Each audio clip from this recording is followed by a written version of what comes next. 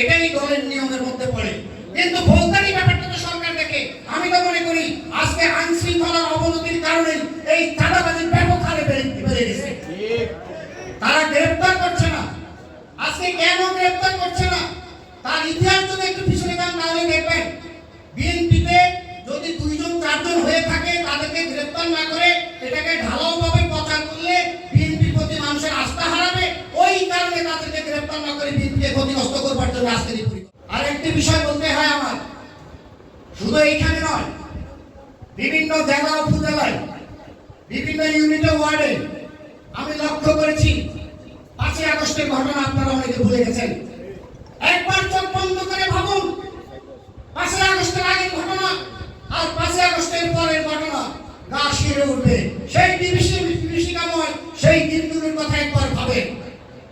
আমরা কি করি, যারা অর্ধেক আওয়ামী লীগ আর অর্ধেক বিএনপি, যারা আগে আওয়ামী লীগের সাথে আঘাত করে চলেছে আবার মাঝে মধ্যে বিএনপি প্রোগ্রাম এসেছে, এই মানুষগুলিকে আমরা আবার কি করি, এখন ডেকে এনে চা খাওয়াই, তার সাথে বন্ধুত্ব করি, তার সাথে খাতির করি।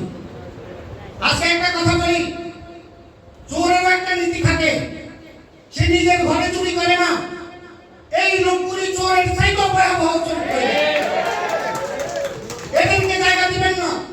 এরা একজন করে বিএনপি কমিটিতে আওয়ামী লীগকে ঢুকাবার চেষ্টা করছে, এরা সুই হয়ে ঢুকবার চেষ্টা করছে। আপনারা যদি সতর্ক না হন তাহলে আপনাদের জন্য ভবিষ্যৎ খারাপ হবে। আজকে 5ই আগস্টকে কেন্দ্র করে নিষিদ্ধ ঘোষিত ওই ছাত্রলীগ বিভিন্ন ভাবে সভা সমাবেশ করছে, গোপন বৈঠক করছে, নাশকতার পরিকল্পনা করছে। পুলিশ আজকে যদিও সজাগ দৃষ্টি রাখছে। একবার ভেবে দেখুন, এই ফ্যাসিবাদের উত্থান যদি হয়, এই ফ্যাসিবাদকে যদি পুনর্বাসন করেন, এই ছাত্রলীগ আওয়ামী লীগকে যদি রাজপথে নামবার সুযোগ করে দেন, তাহলে এই সমাজ ব্যবস্থায় রাষ্ট্র ব্যবস্থা ভেঙে পড়বে।